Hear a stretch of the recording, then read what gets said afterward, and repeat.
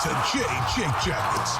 Gear up to fire the cannon and hit the ice with your host, Jay Ashdown and Jake Gehringer.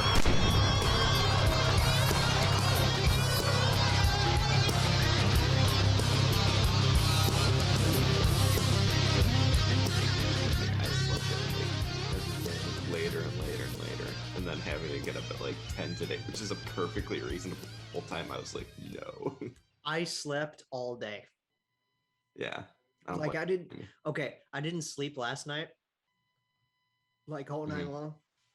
I brewed a whole pot of coffee, drank the whole thing, and then went to lay down at like 9:30 and then slept until like, I don't know, 3, 4. Jeez.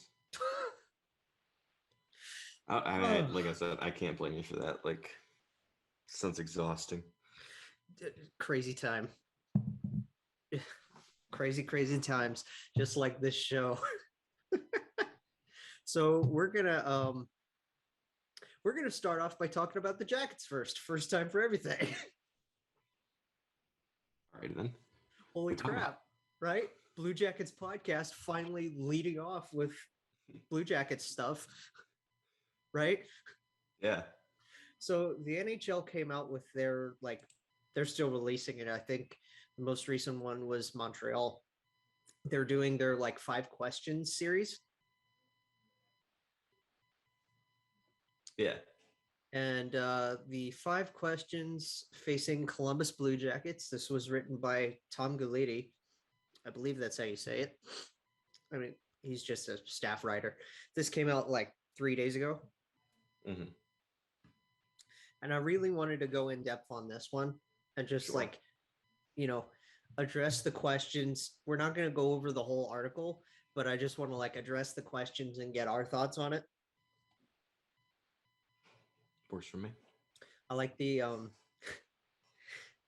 picture is Z with the 20th anniversary patch and everything. It's nice. Nice.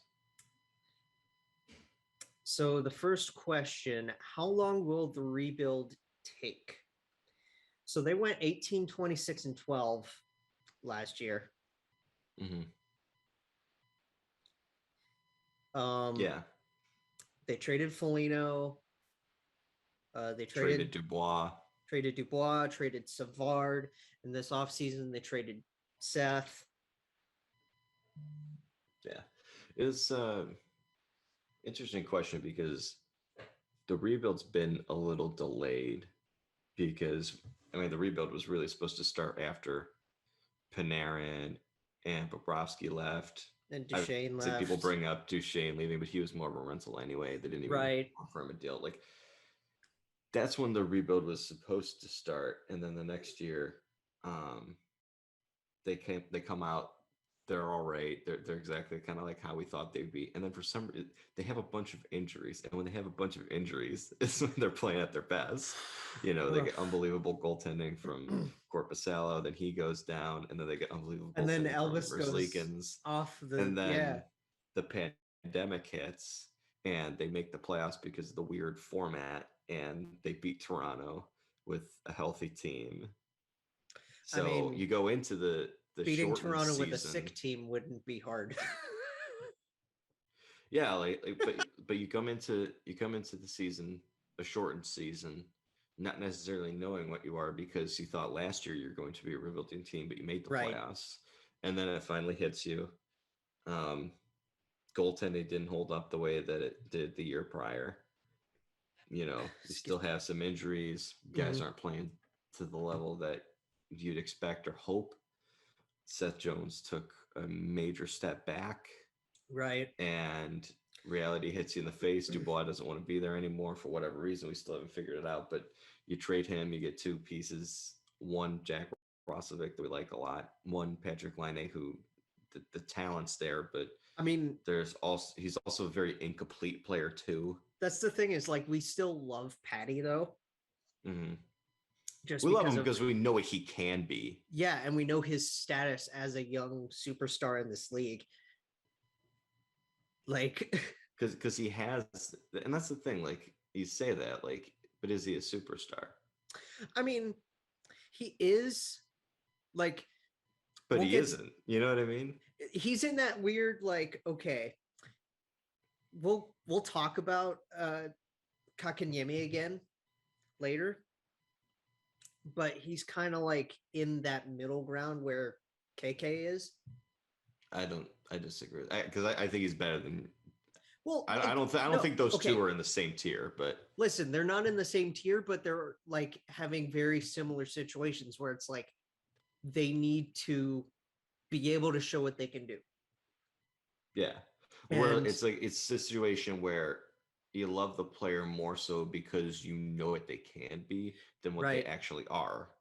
And that's kind of where we're at with Patrick Laine because I mean you saw like very early what was it like I think it was the second season in not only second season in Winnipeg, his second year in the league. He was 19 freaking years old. He scored 44 goals. yeah, exactly. But, like you know what he can do. Like He is the premier, like he's the premier young goal scorer in this he league. is, and that's the thing. Like he has so much damn potential. You see it, and like he's so inconsistent, and there's a lot of holes in his game. But you also just look at the raw talent, and you're like, God, if this guy can just like, if he can just mold it together, he'd be by far the best offensive player the Jackets have ever seen. And this is an Oh yeah, organization that's had Panarin for 2 years. We've had Rick Nash. You know, yeah. Rick like Nash was unbelievable. it's not like a franchise with a storied history of unbelievable talents, but Right because it's such a young franchise. But you know, they're not. There are some guys who have been outstanding for them. here, like it's weird because like you don't necessarily consider 20 years to be a long time or a short time for a sports franchise. It's just kind of like this weird middle ground where it's like, oh, they've been around that long already. I didn't know Mhm. that. Yeah, because like I try to think about it, and like you compare it to like the other team that they came into the league with, Minnesota. Right. Minnesota also hasn't been to a Stanley Cup final. And they've been around for the same amount of time. And if you look at them, you're thinking, well, who is their best player too? Because ours I would Right. say is Rick Nash because he was there, he was a star for a while. Maybe it's Panarin just in terms of total talent and how incredible he Right. was, but he was only there for 2 years, so it's hard to make that. For the Wild, it's like who would it be? In And the terms of answer is franchise guy, I would say if we're comparing to Minnesota, for us, it would primary be, Gabrick, right? yeah, it would be Gabrick and Rick Nash. Yes. Right. So like I'd say that's pretty comparable when you look at two franchises that have been around for The 20 same years. amount of time. You know what I mean? So that's where like we love Patrick Laine is we're just like God, we see what he can be. And we hope that he could be that. And that's what we like. But he's not that yet. He needs to be. Which I believe, how do I say this? Like, I loved towards when he was here. We've talked about this before, but his coaching style didn't mesh with what Patty does. Yeah, and you can And see that from a mile away, you know. yeah, and I'm really hoping, which I mean, we'll see here coming a month, Mm-hmm. if Lars is able to unlock that. Yeah, like I hope that, and that's going to be like one of the things for Brad Larson. Brad Larson's not coming into an easy job because he is coming into a situation where he has to replace the best coach in franchise history in Right. Tortorella. He's coming in with an already negative reputation amongst the fan base because he has been here for some time. Right. And I don't think it's not an easy situation for him, and the roster's not great. I would say it's more So mixed than negative though, because he did have some success in his lower roles. yeah, I would just say like the general perception though, like just like you just look at how like people reacted when he was hired. You know, Right. it's not to say that we hate this guy or anything. No, like that. I didn't It's like it's to completely say turn him no, away. no. I'm just saying like in terms of this fan base, the general reaction was not positive. It Right. it was more, I'm trying to think of the word. It was more Like I said, disappointment than mixed. anything I said because mixed. right. So Because some people were upset about it, and some people were just like, "This doesn't excite me at all." right. There were a lot more. I feel like rather than positive, I feel like it was a lot more like neutral. Just like, oh, okay. Yeah, because like we wanted something that was going to like make us look forward to the next season. Yeah, we wanted a bigger name like a Tockett or a Boudreaux or something like that. I think most of this fan base probably would have wanted Gerard Gallant Or Gallant, yeah. just because offensive. I mean, God, could you imagine Patrick Laine Under in Gerard in that Gallant. off Oof. in that offensive system? You know what I mean? Well, You I know, think Tockett would have been Boudreaux a good too, hire too. because But yeah, for sure. like guys like Gallant and Boudreaux know how to get the best out of their offensive guys. Mm-hmm. Like when I I want to mean, say it damn. I was mean, Mike Green scored 30 goals that's under Bruce exactly what I was Boudreaux. You gonna know what I say mean? was Boudreaux and Green. Like, I don't care about your defense, just go out there and do what you do. Just put the puck in the net. Like, oh, So it's and that's the thing. Larson, as far as we know, it like I haven't seen much out of him, and we haven't really seen enough out of him as a coach because he hasn't been in specific roles yet enough to see if he is one of those offensive minded guys. right.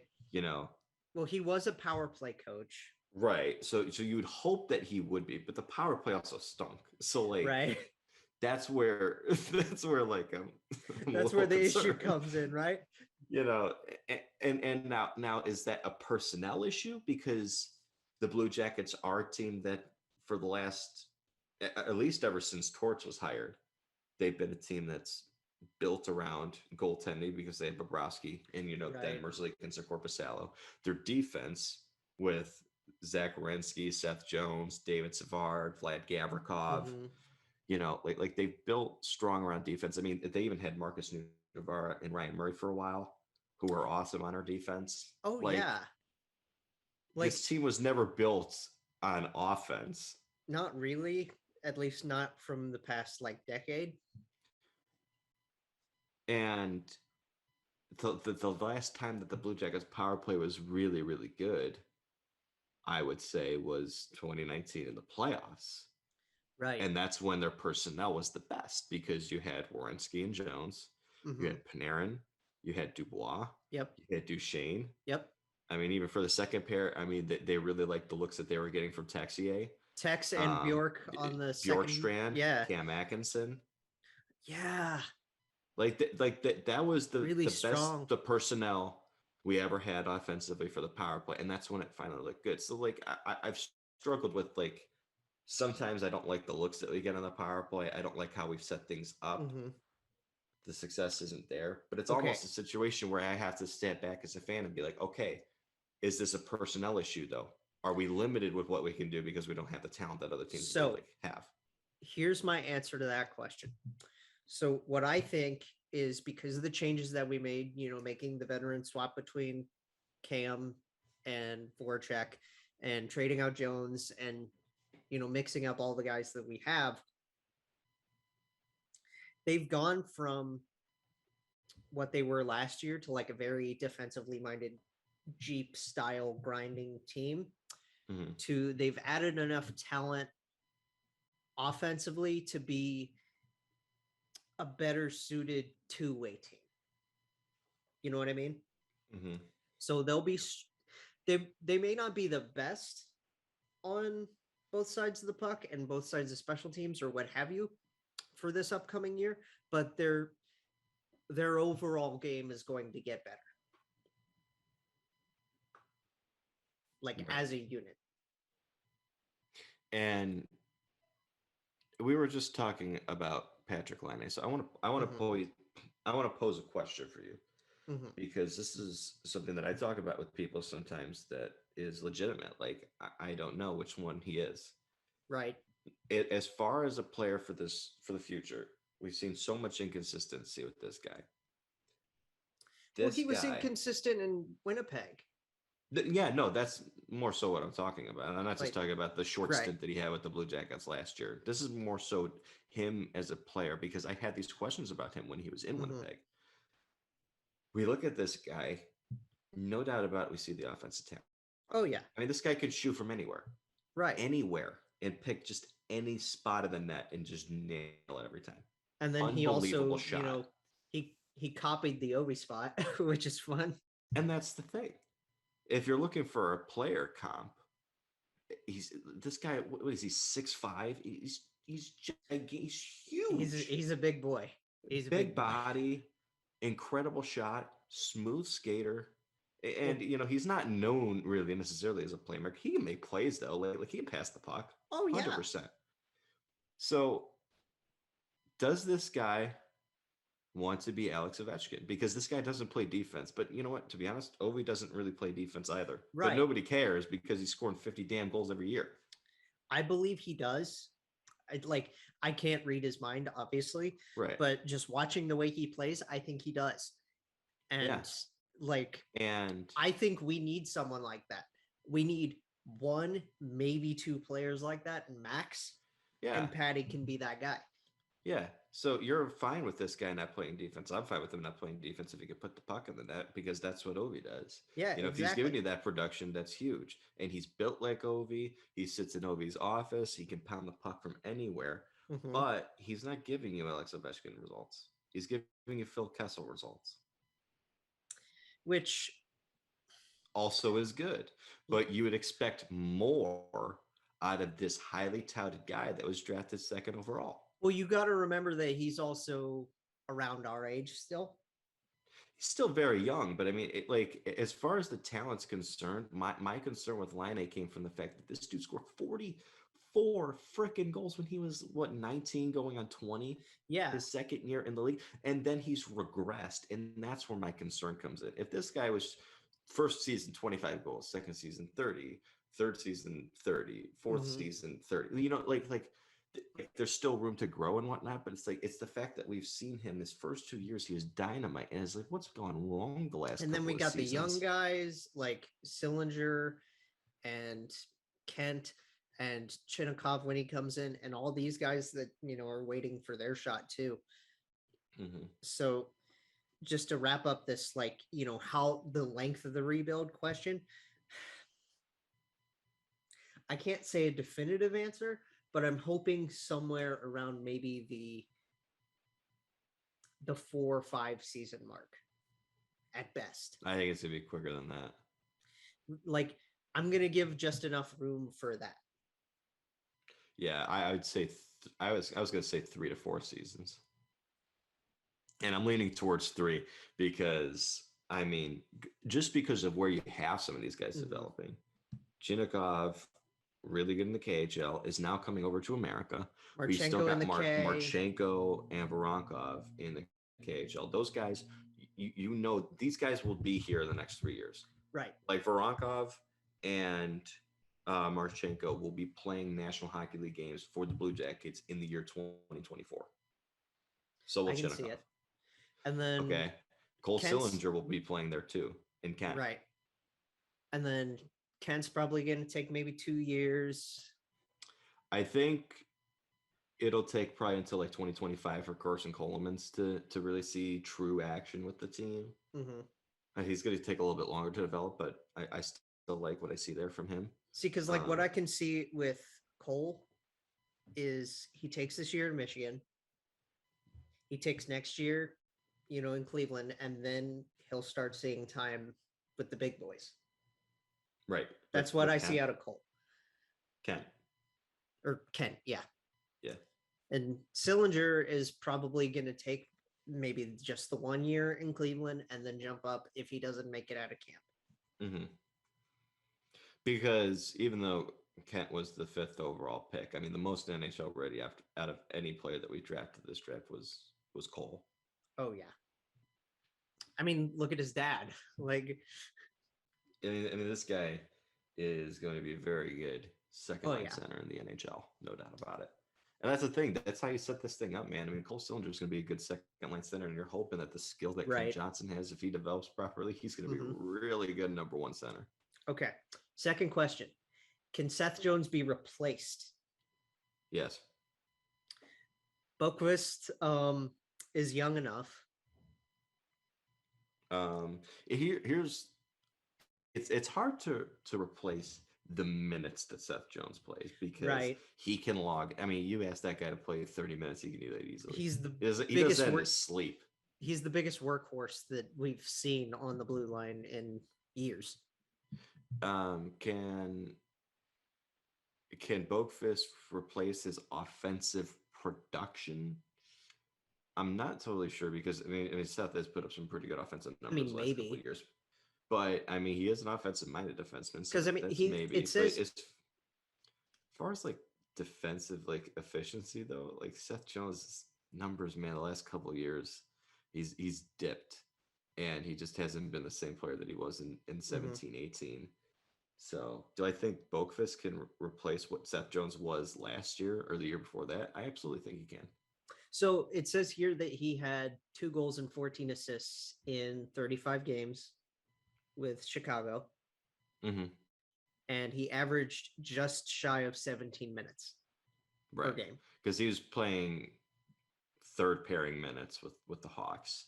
So he's going to see this is going to be a big year for him because he's going to see a major role increase because they're probably going to rely on him to play those first pairing minutes with Zach. Because that's going to be the defensive pair that they want to see for the future. Right. And he's your best right-hand shot defenseman too. So, I mean, we'll see what Boki can do, but you know, I do think that he's got that potential to step into that spot really quickly. Third question, will Patty be more comfortable in his second season here?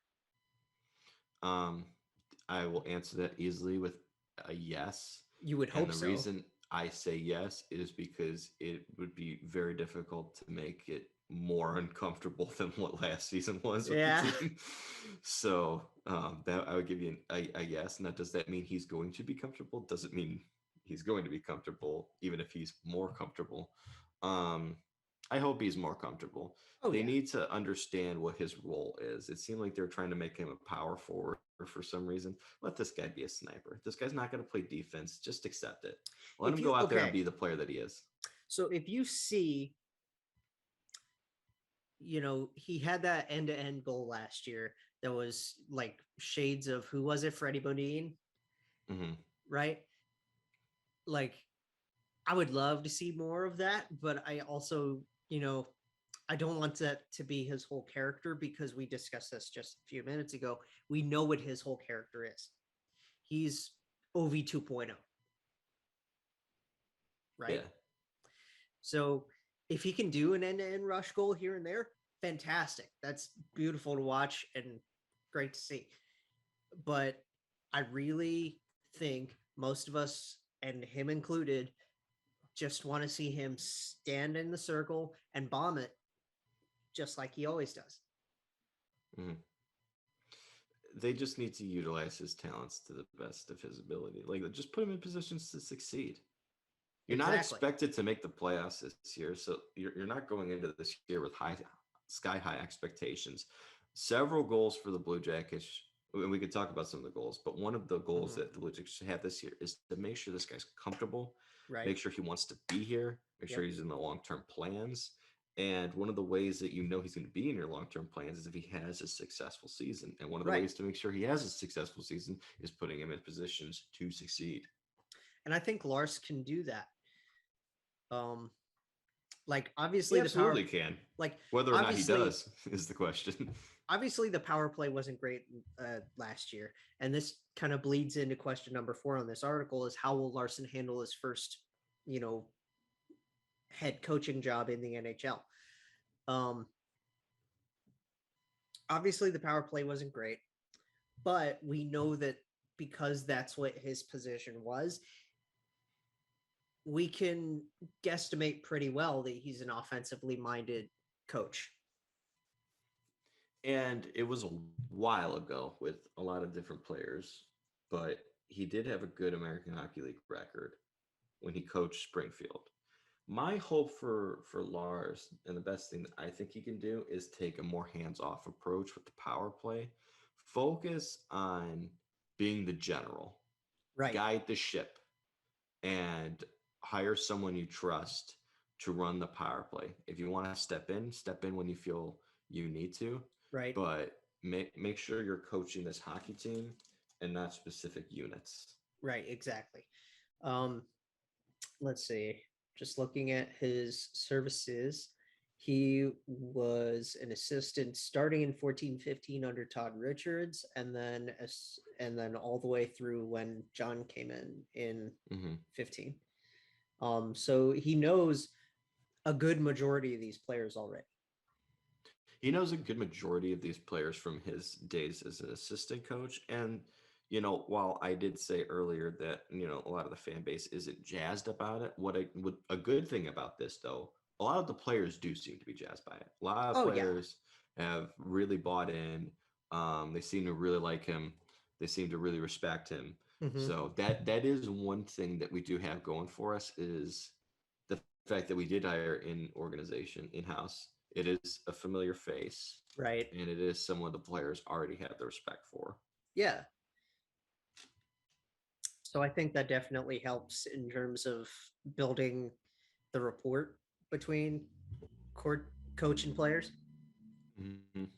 So I think he'll do just fine. Like, there's low expectations on the team, and Brad can do what he feels is necessary to turn this more into his team.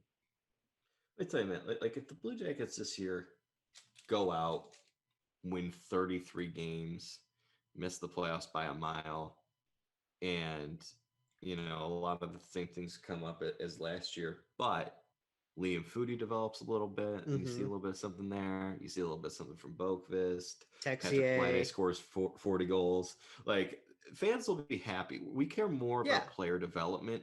We care way more about the development of our young players this upcoming season than we do in terms of win-loss record. Because you'd rather see that development of your young players who are your core for the future, right? Than you would. I'd much rather see those guys develop than see stagnation of some of these guys, but they win games. You know what I mean? Yeah, I definitely I just want to see consistency out of individual guys, just to know what we have with those individual guys. Because part of a rebuild, rebuilding isn't just about trades, drafting, acquiring and 50 million picks like the Coyotes are doing. Exactly. Like that's a major part of it, but no part of a rebuild is bigger than actually developing the players. Exactly. And this is a good opportunity to see firsthand at the highest level the development of some of our younger players, because we've seen flashes from some of these kids. Like, we've seen flashes from Tex, we've seen flashes from Foudy, we've seen flashes from a lot of these young guys, but there feels like there's a little bit of a stagnation in terms of their development, because the style that we played under Torts was about winning games with the core that we had, and now that he's gone, I feel like maybe we can see Texier and Foudy flourish a little bit with bigger roles. You would hope so. And a different style of hockey. Yeah. So just to wrap this up, at least on the 5 questions part, question number 5 is, do we have enough centers? I would say no in terms of bona fide centers. Yeah, yes, exactly. We have yes and no for this. We have enough bodies who can play the center position. Yes. We don't have really we don't have a true number 1 center yet. Exactly. I think Roslovic's a very good number 2 center. And he can play number 1 to start the year. Like, he can play number 1 center this year, but you're not really going anywhere as a team with him as your number 1 center, and we know that because we know the expectations for this team. So we're. And that's also that's not a slight against Jack at all. No, it's number 1 centers. That's an elite position. You have to be an elite talent. Right. And you have to be a very well-rounded guy to be a number one center. There's nothing wrong with being a good number two center. That's I did read he's a good player. I did read somewhere that we're still technically in the mix for Eichel. So I doubt that happens. And that's actually, honestly, I like Jack Eichel a lot. That's not a route that I want to go. Like, I mean, it'd be cool. It'd be nice because then we'd finally have that guy. Cool. But, you know, at the same time, like you said, you know, I don't know if he'd gel well. So I don't know. But it's more so about the injury than anything, to be honest. That too, yeah. And I'm just the only reason I say it is just because we haven't seen this before. A superstar with this kind of an injury, man, like in this league. What do we expect from this guy when he comes back? Yeah, I don't know. Yeah, that's very. And it's not easy to take that gamble. Like, you know the talent, but like when you don't know, there's so much uncertainty around the injury. You have to give up a lot to get him, and you're going to be paying him $10 million a year, man. That's not easy. It's a really tough. It's a tough position to be in if you're Eichel, if you're the Sabres, if you're any of the and if you're a team clubs that wants to get him, you know, absolutely. Yeah. Give me just a second. I'm going to. Yeah, of course. Okay. So I think we answered all of those pretty sufficiently in terms of just getting our opinions out there. I think so. Absolutely. And I mean, you guys can agree with us, you could disagree with us, we don't care. Like we're just here to talk about it. I mean, like, debate us all you want. Like, exactly, yeah. Camaraderie on the Twitterverse, right? So we talked last episode that we were going to go more in depth on the league's COVID protocols for this upcoming season, which I had an article, but I can't seem to find it.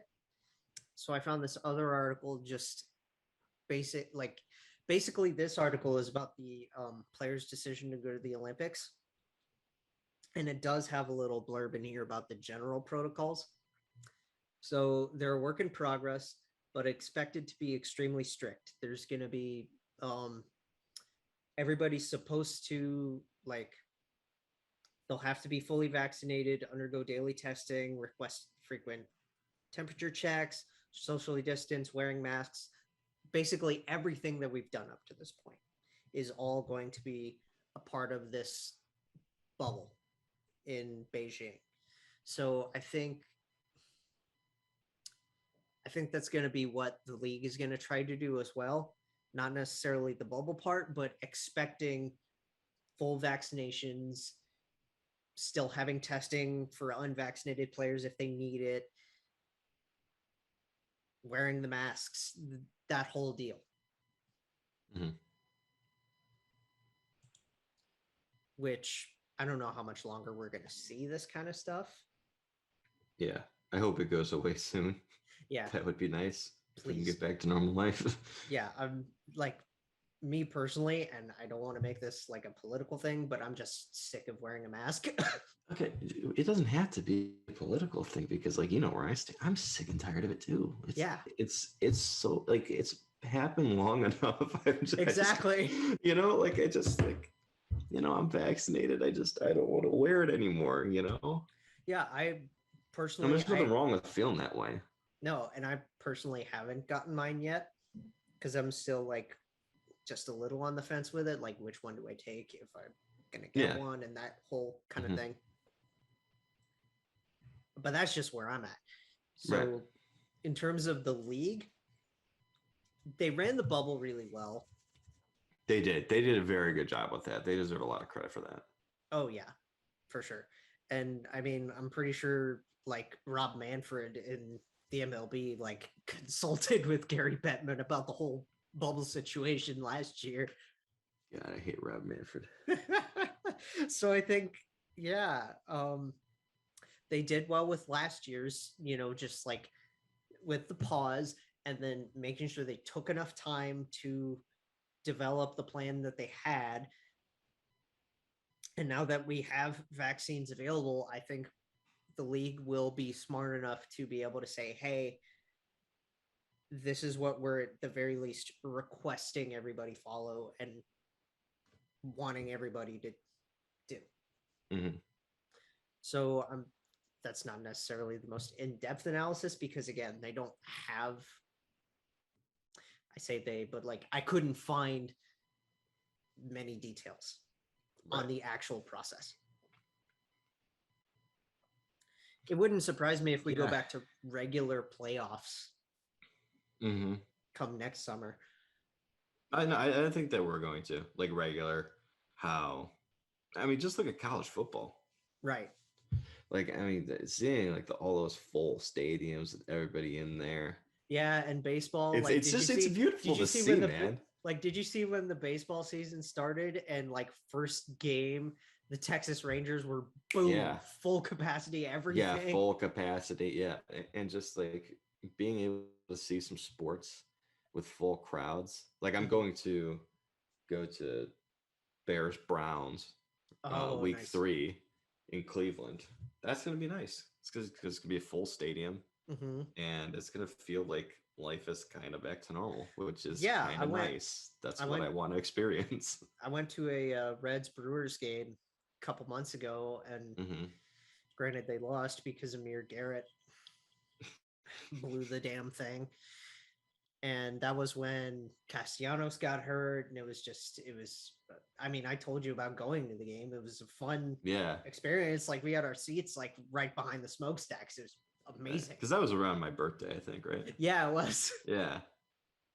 Speaking of birthdays, my hopefully one of my birthday presents this year is going to be tickets to that Columbus, Colorado game. We probably won't either. We're going to have to record the show early, or we're just going to have to not have a show on that Saturday because I'm going to that game. Hopefully. Right. Yeah. I'm sure we can figure something out. Yeah. But that's another couple months down the road. Yeah.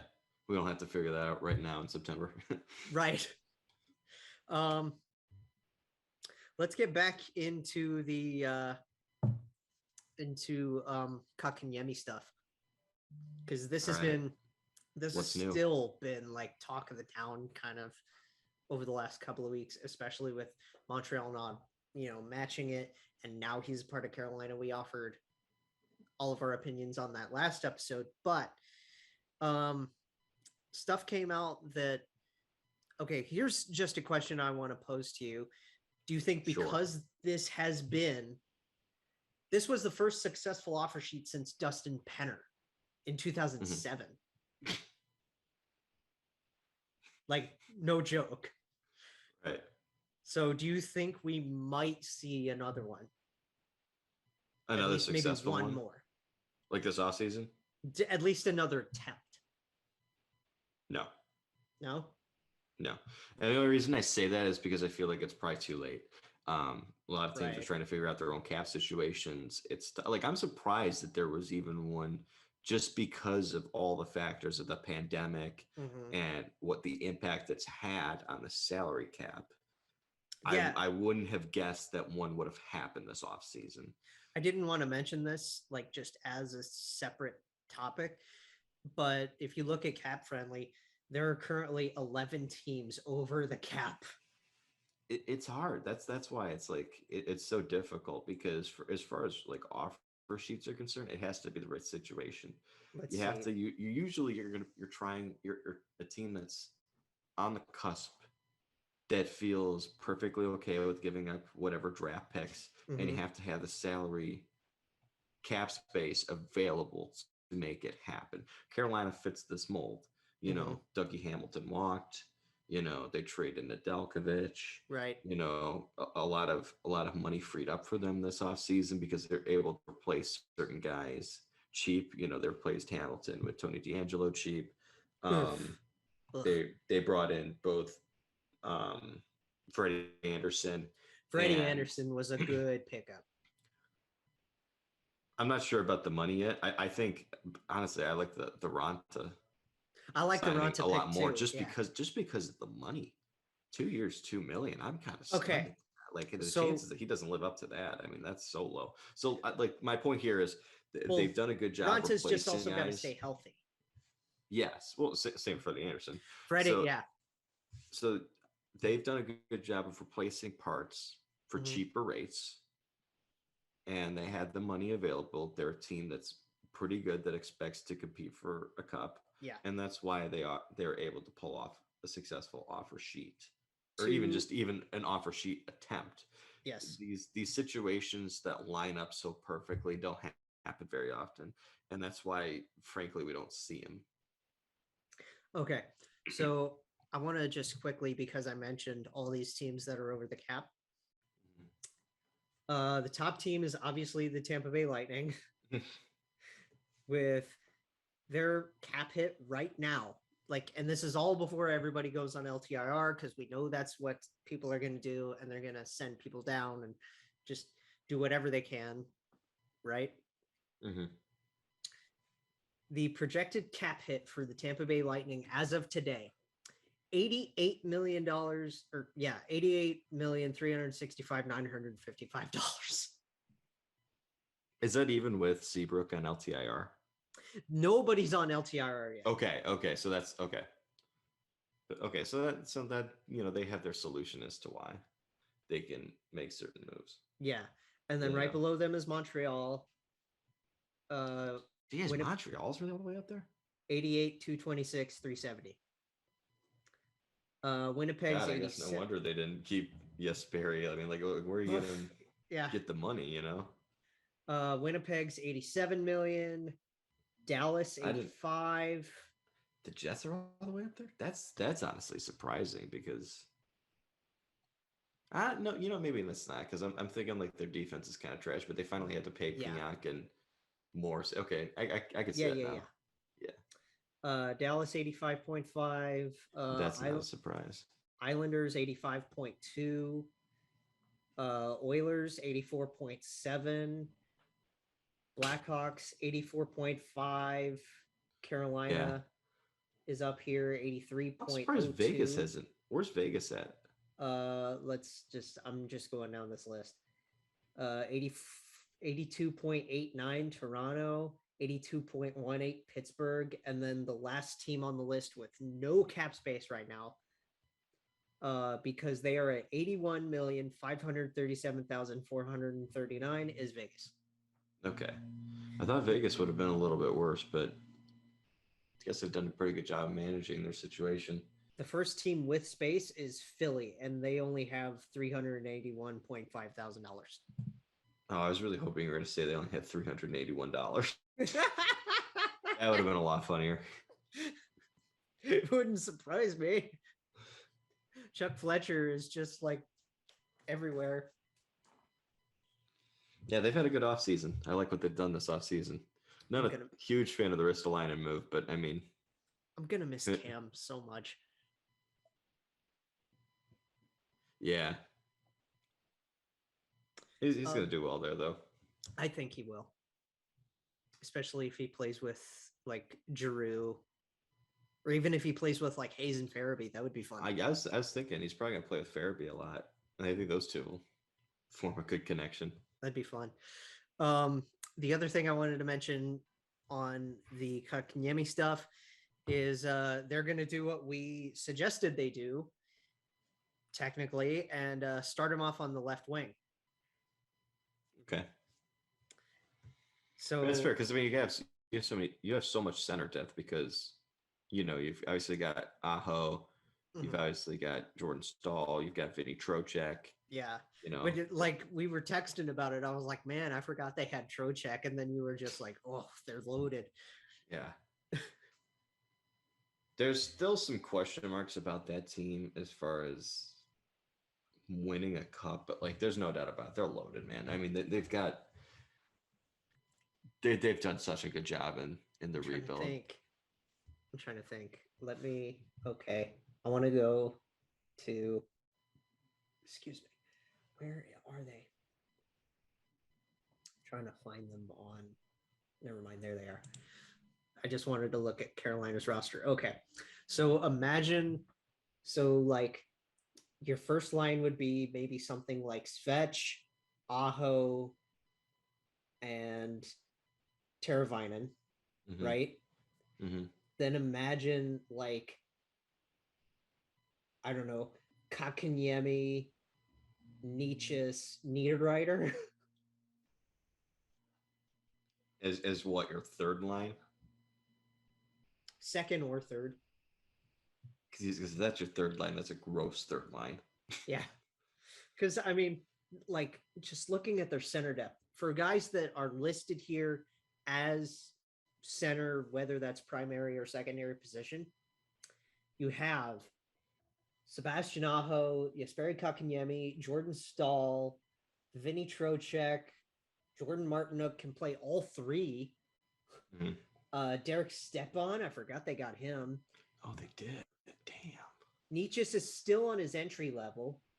Yeah, and he plays. He's a center, but he's been playing wing just because they're so loaded Right, at center. and then they also have Steven Lorentz. So you have 1, 2, 3, 4, 5, 6, 7, 8 guys listed as centers. Yeah, I mean they're loaded down the middle because that's crazy. Because like we talk about with the Blue Jackets, like, oh, we have so many centers, but do we really have centers? Because a lot of them are like they play wing more often than not. But like Carolina's like legit. Aho is a center. Yes, Stahl is a center. Trocheck is a center. Yeah. And Natchez is a center, but they've been like, oh my god, we're not going to play it like on the fourth freaking line. No, you're gonna have to become a winger. Exactly. In order to stay in your top 6 role, you got it. Yeah, you got to convert. They can move Martinook back to the wing now because they can play Stepan on their fourth line. Exactly. Dude, a Martinook, Stepan, and like Josh Levo fourth line. Oh. It's a really solid fourth line. I mean, because Stepan's not the player that he used to be, but he's still an effective bottom 6 guy. And I love Derek Stepan. Just as a player, like ever since I started following the sport more, just hearing his name all the time, I'm like, this guy is a really good player. Man, if they can get some consistency out of. If they can stay healthy and get consistency out of Ranta and Anderson, I mean this is a team that could legitimately compete for. Dude, they are. If they are as good as they look on paper on the ice, at minimum, I expect Final Four. Yeah, like at the very minimum, I expect conference finals out of this team. This team. Absolutely. You look at him on paper, even after losing Dougie Hamilton. Yeah. That's the thing that happened this season. They lost a top 10 defenseman in the National Hockey League. Mm-hmm. And this team still on paper, if you just look at the skaters, Slavin, Shea, Pesci, Ian Cole, Ethan Bear, D'Angelo. Yeah, they got Ethan Bear. Brendan Smith. Man. You got Brendan Smith for the Rangers. Keep all the like the antics aside for Tony D'Angelo. He's still a good player. Oh, he's still a good player. So like you look at everything on paper with the Hurricanes, man. This team is so good. They've put themselves in a position where they will go as far as their goaltending takes them. Easily, like again, as long as the goaltending shores up, they will easily challenge for a spot in the Final Four. And that's the thing. They don't need. And when we say like they'll take this team goes first as goaltending takes them, we don't mean that goaltending is going to be very good for them. If goaltending is very good, they can win. No, you need them to be average in that. You just need these guys to not lose you games. Yeah, Freddie on average is a 9. Like Freddie's average is like 915 or more. Yes. If these guys could give you 909, 910 goaltending, that doesn't blow you away. But you easily win hockey games with that kind of goaltending with this roster. It's crazy, man. They're going to challenge for first place in the division, no problem. They should. I mean, because the Penguins are continuing to get older. They're not what they used to be. Same thing with the Capitals. Islanders are going to grind them down a little bit. Here's the thing. Islanders are built for the postseason. They'll make the playoffs, but they're never really going to compete for a division title. because their hockey is played in the playoffs. The trenches. Exactly. Yeah. But yeah, this Hurricanes team, keep an eye on them. Like, I don't care who you cheer for, keep an eye on them. They're going to be so much fun to watch. Mm-hmm. Are you ready to make our friend Danny mad? Sure, let's do it. Marko Dano signed to the Czech Extraliga. So his NHL career is essentially done. Siri, play Marvin's Room. Oh. It's a bummer because, God, he was the one that we thought was going to show the most promise out of that 13 draft class. I liked him the most. At least out of the 13 first rounders. Yeah, I liked him the most out of all those picks. And God, he showed that promise early, man. Yeah. There's a reason when we traded for Brandon Saad, one of the players that Chicago was like, we absolutely have to have is Marko Dano. Right. Like, such a shame. It's disappointing because he's a great guy too, and you know he's so sweet, and he follows me on Twitter, so I'm always gonna report him. I forgot. Wasn't that like the second episode you mentioned that? Yeah, I mentioned that, and then I showed it. Like, you showed it. It's the most random thing ever. I wonder if he likes my Bachelor in Paradise tweets. Because it's funny. Because we thought like it was just this like Jose Batista style thing where like he follows everybody. No, and it's like no. It's like he legitimately likes these people. Follows 156 people. I feel terrible. I don't even follow him back. Oh, and he follows me, dude. You should though, because doesn't his bio still like represent that he was a draft pick of ours? And it's just like official Twitter account of number 27 overall draft pick.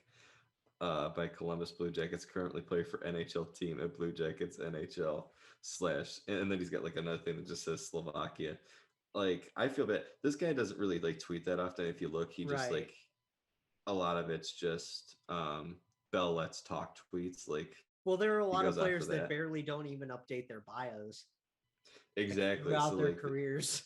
You just scroll down a little bit and it goes all the way back to like 2017. So this guy is like never on Twitter. Mm-hmm. I just love the idea that like he goes on Twitter, you know, first time in like months to update something. And he just like, you know, maybe scrolls through it and he's like, who's this J kid? Who's this J kid? And why the hell is he tweeting so much about Bachelor in Paradise? What's his buddy doing promoting this show so much? Yeah. What's going on with this guy? Why do I follow this guy? He doesn't even follow me back. And this guy's a nobody. No, but seriously, like fifth liners, please do. Like, I know Dennis has already given us a shout out. We love that guy. Because he's a legend. He is a legend. And I mean, he called us legends in our own right. Mm-hmm. Because we are. Yeah. But yeah, please, fifth liners, follow the show, whether it's YouTube, whether it's Spotify, you know, follow the Twitter that we made, because like we specifically made that just so we wouldn't clutter our own feeds with it. Yeah, I already do that enough with Bachelor in Paradise tweets. So so yeah, go follow. If I tweet about this podcast too, everybody would unfollow me. Go follow the podcast. I put up a new background for a reason. Hell yeah. So after Dano, okay. This one is a little weird. Like, it's not weird, but it's just like I've seen a lot of takes on Twitter that were oddly divisive. Sure. So the NWHL renamed themselves the other day to the Premier Hockey Federation. And their logo is actually pretty cool. Mm-hmm. And I've seen I like it. I like it too. But it's just like, why the division? Yeah, I don't get it. What are people upset about? I don't know, because what's the other organization? The Professional Women's Hockey Associate, the PWHA? Yeah. Because we've been waiting on them to like merge or come to some agreement to make one league. Mm-hmm. And I mean, I think financially it would make sense for them to do that. I'd say the Absolutely. biggest thing that I like about this, like, is like the labels that like are put on it. Like, I'm trying to think of the best way to explain this. Like, we want people just to watch this for the hockey. We don't Right. want to label this women's hockey. It's Right. just hockey. You know what I mean? Does that make sense? It does. Yes. And I mean, like, Because these aren't female hockey players. They're hockey players. they're hockey players. They just They're hockey happen to players. be women. They're playing hockey. Yeah, And that's how we're looking at this. exactly.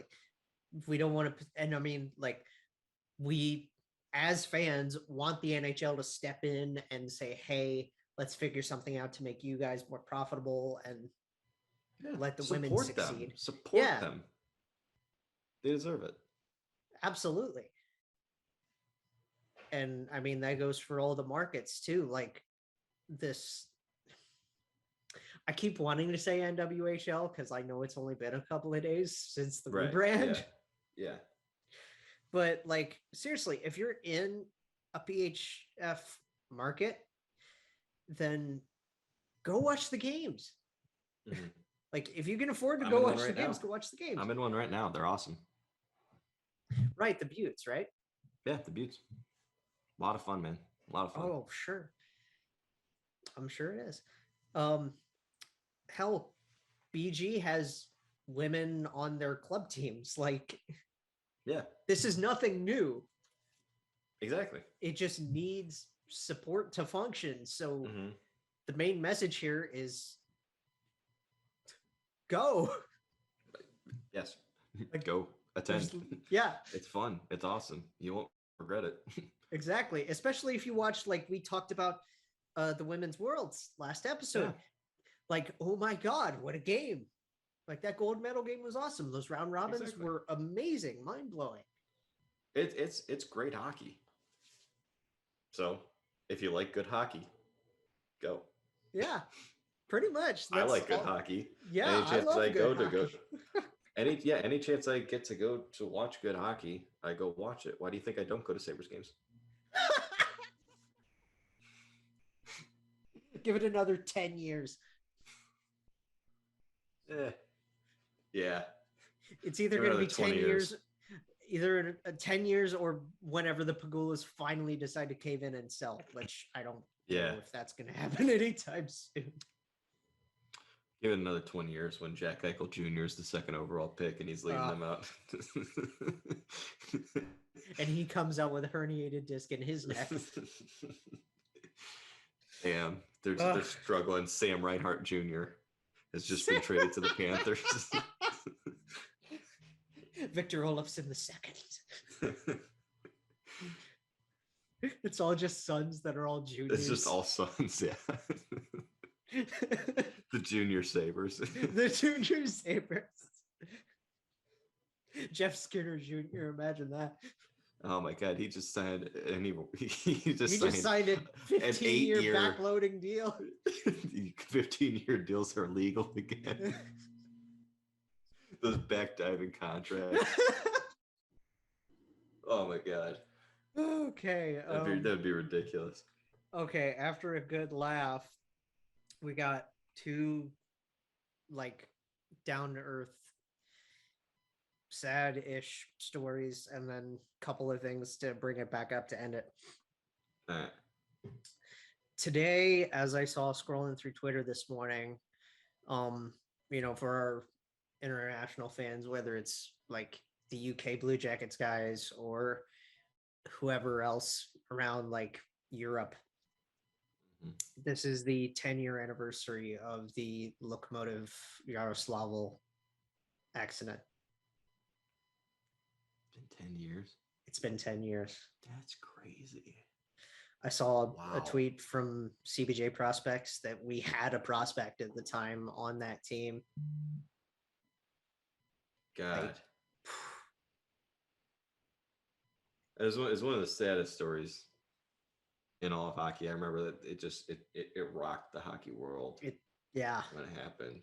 I wasn't following like at the time, like really, but just hearing about it over the years that I have, Yeah, it just hurts. absolutely. It's one of the saddest stories ever. God, it's crazy to think it's been 10 years because I was 12 when that happened. Right. It's wild Right. to think about. Like, damn. There's my adult voice. But yeah, that's. I remember being at a loss for words when I first heard the news of it. So many people, way too young. Right. But CSKA never forgotten. The team in Moscow, CSKA, visited all the graves this morning and had, put out stuff on the graves. And, Yeah.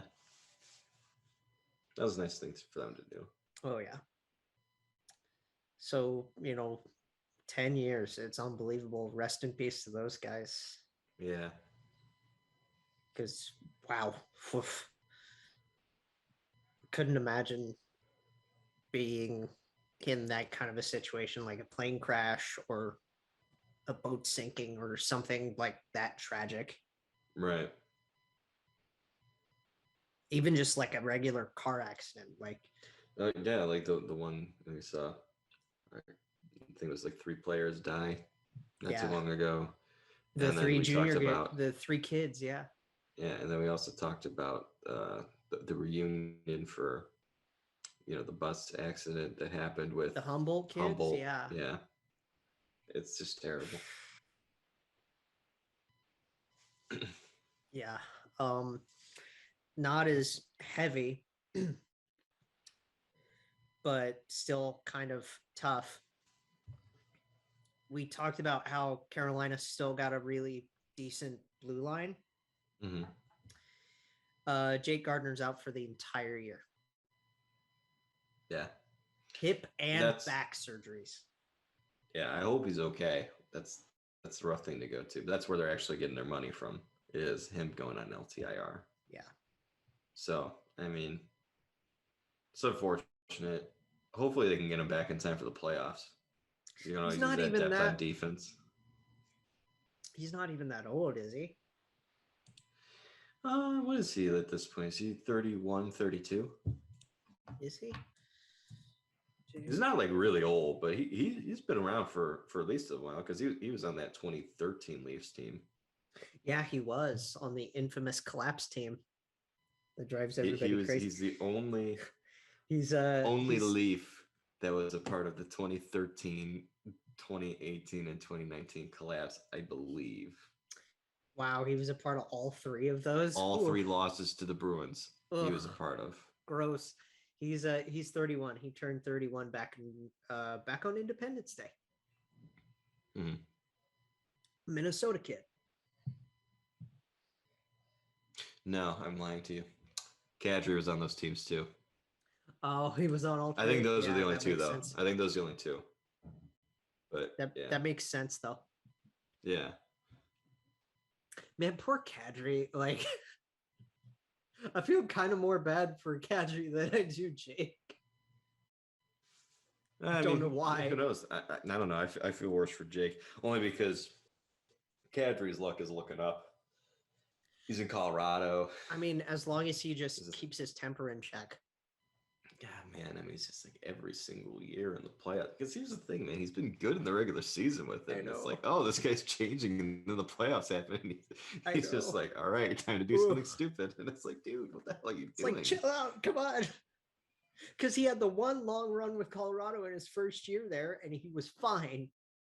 And then the next year, he blasts Justin Falk. Not only was he fine, like, do you remember how good he was in the playoffs? Yeah. He was a joke in the playoffs. He was unbelievable.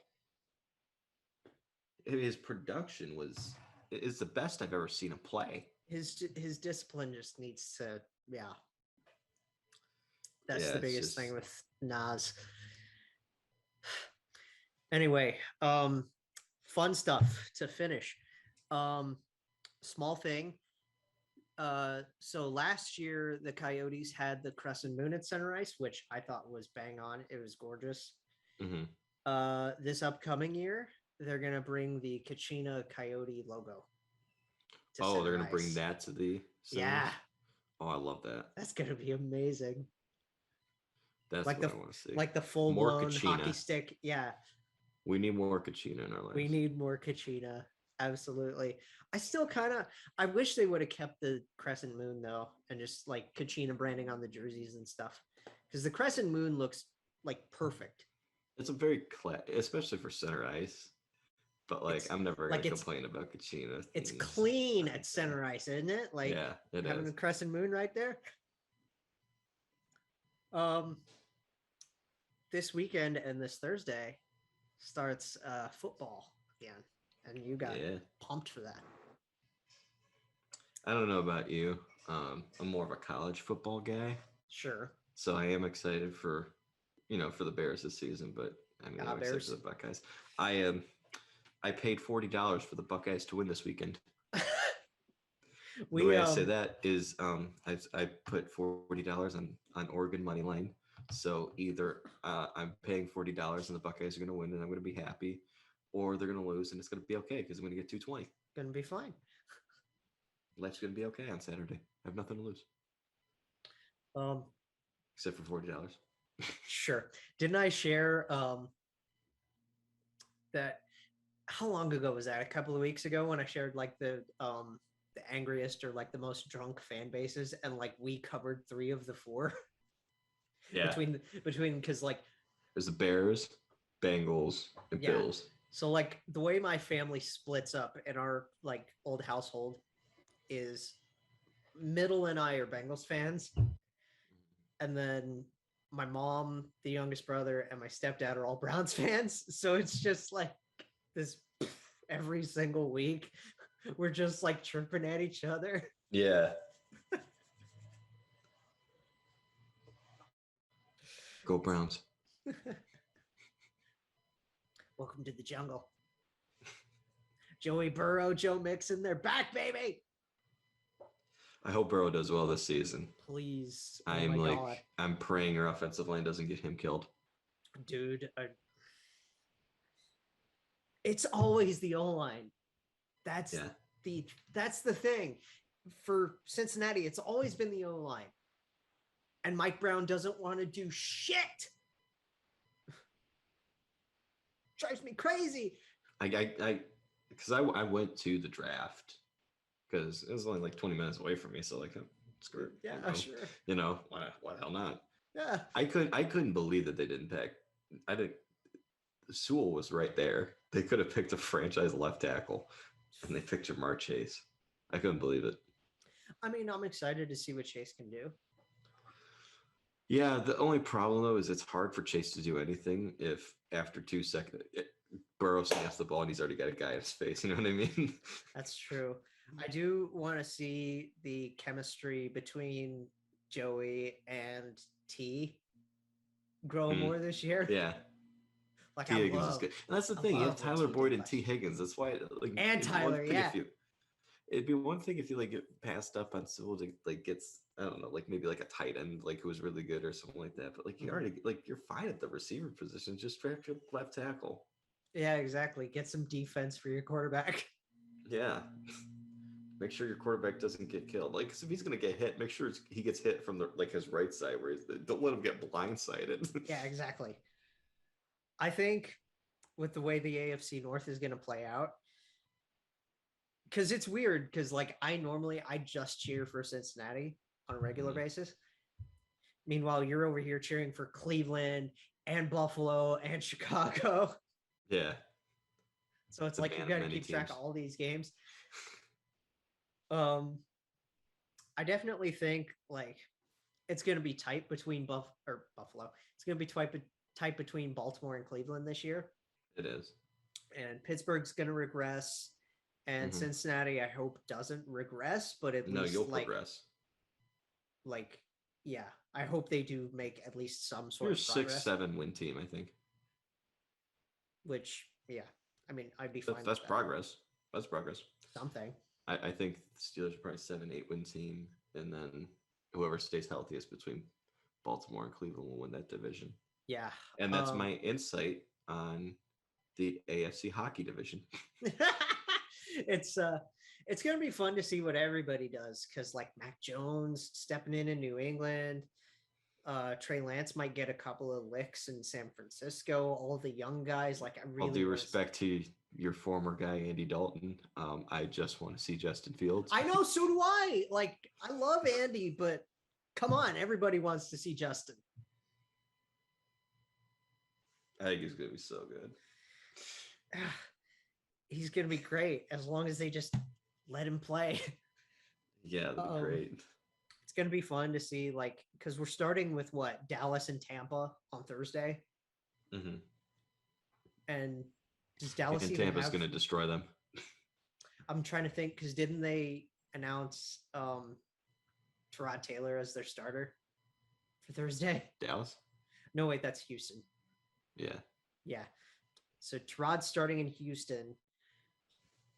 Dak, I'm still unsure what's going on with Dak. God, that's another devastating injury, man. Like, I hope he comes back 100% from it. So but, who like, did they? Just don't know. So what are they doing? Well, Dak's probably going to start. If they're looking for a backup, though, they'll probably sign Cam. I mean, I don't know how Jerry Boy's getting it.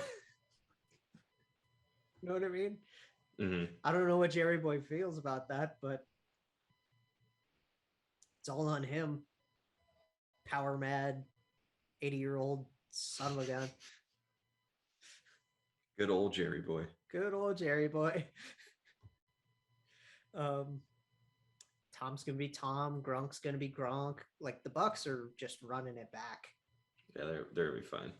I'm excited to see what Scotty does. I hope Scotty Miller gets an elevated role on the Bucks wide receiver core because he's one of my BG boys. Yeah. BG guy. Beat Kevin King. Caught a touchdown inexplicably in the NFC Championship game. Hell yeah, Scotty! Because for some reason they didn't give safety help over the top. Attaboy, Scotty! I remember seeing that, just being like, what the hell? Well, it's funny because, like, just to wrap it up, going back down into college, they were great because, like, one of the first pieces of merch I ever bought was a 2015 MAC championship shirt, right? And then all the guys that were awesome on that team graduated. Matt Johnson and everybody like that. Yeah. And then just, like, all throughout my college tenure, they were ass. Yeah. They really struggled after Dino left to go to Syracuse. Drove me crazy. And then Matt Johnson, obviously, once he graduated, that sucked. Because that dude was throwing for like 5,000 yards a season. They were running like a Cliff Kingsbury offense. And it was just so much fun to watch. Frustrating because, like, I knew we were going to get killed by Ohio State, but I didn't know it was going to be that bad. It was like 77-10. Yeah, it's no shame of getting killed by Ohio State. Disgusting. But and then, like, it was fun because one of the times I got my family to come up, they were playing Eastern Kentucky, and one of my friends from high school, it was a tight end on EKU. Oh, that's pretty cool. So it was fun to, like, we ended up sitting in the visitors section for some odd reason, and we got to see him on the sidelines. I remember, like, watching, like, this is like a while ago. This is the Matt Johnson era. Like, you guys beat Indiana at home. That was like a big one on ESPN. Like, Indiana wasn't great, but it's still a Big Ten team that really came to BG, and you came back and won the game late. Roll along, Ziggy, baby. That's right. Yeah, they've just, God, ever since Dino left, they've been bad. Which, again, football is like my number 3 on my, like. Is baseball number 2? Yes, baseball's number 2 for me. I figured.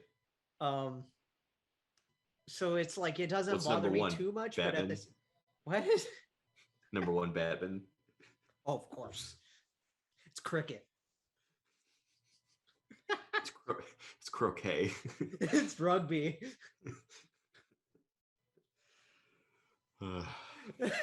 Anyway, get back to what you're saying. Yeah, it's like, because I would go to a couple of games a year for the football side, but then once the hockey season started, I was living in the madhouse on Mercer. Like, Right. that's just how it is in Bowling Green. Like, at least, until the football program improves, it's going to be like, it is a hockey school. Yeah. Right now. And probably for the first deservedly so. Because, I mean, yeah, like all throughout the time that I was there, we would have at least 1 or 2 NHL prospects. Yeah. Every single year. And you'd at least be like watching a bunch of NHL prospects too from other schools come into town. One of my favorite stories, and this is a little inappropriate, but I mean, come on, this show's marked explicit. You know this. My favorite thing to do was every time I would go to a game against Alabama Huntsville. They had 3 guys on there. One was named Dix, D-I-X. One was named Wood, and one was named Teets, T-E-E-T-S. So every time this guy touched the puck, every time this guy touched the puck, we would be like, Teets! And just chirp the hell out of this one guy. We played like Air Force like freshman year, and they had like the senior. His last name was Cook, but it was spelled Koch. And my buddy Matt, for some reason, was still like every time he touched the puck, he was just like, "Cock, hey cock." I love college student sections and the way they chirp. This is so stupid. Fun. So much fun.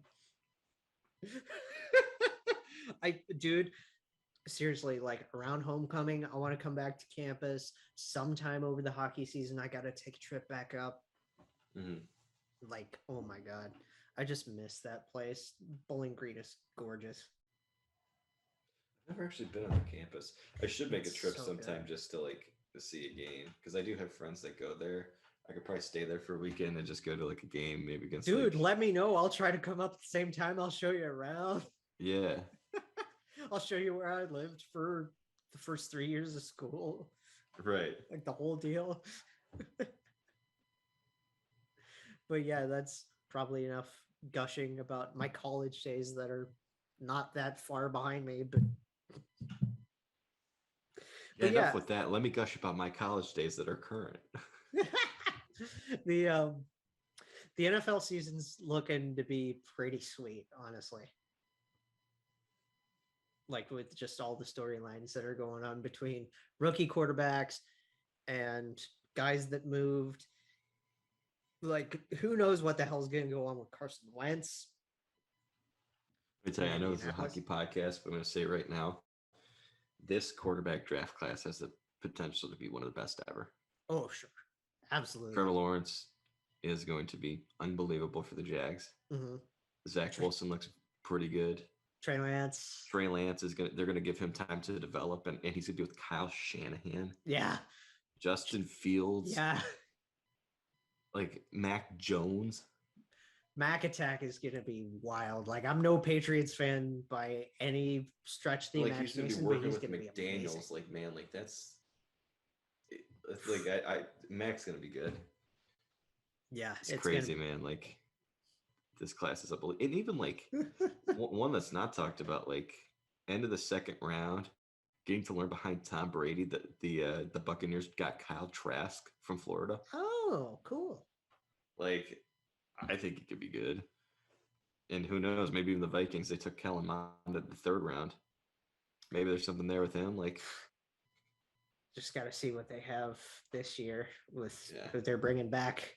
Because a lot of teams don't really change that much from like season to season. So right, we'll just have to see how people run it back. And are you ready for some football? Yes, we are. I am very, very, very ready for football. And here in about a month and a half, we're dropping the puck. Hell yeah! Let's do it. Can't wait. Oh, and yes, please do reach out to us about the fantasy league. Yeah. I made a couple of tweets on our brand Twitter about that already. I'll, still be reaching out. We're going to try to hold the draft like around the 1st or whatever of October, one of the first weeks of October. Sounds good to me. So, yeah, take care, y'all, and we'll see you on Saturday. Jake Jackets, a podcast for fifth liners and all puckheads around. Follow the guys on Twitter at Snake Garinger, GARRINGER, and at by J Ashdown. And subscribe on YouTube or wherever you listen. March on.